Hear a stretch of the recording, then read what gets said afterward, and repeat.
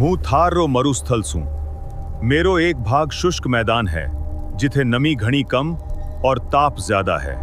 दूसरो अर्ध शुष्क मैदान है जिथे थोड़ी नमी और वनस्पति मिल जावे है, जिनमें संतुलन थोड़ा बेहतर है। इथे बालूरा ऊंचा ऊंचा धोरा हवासु बनता रहवे है। आंधी आवे तो यो बालू घूमे और नया स्तूप बना देवे है।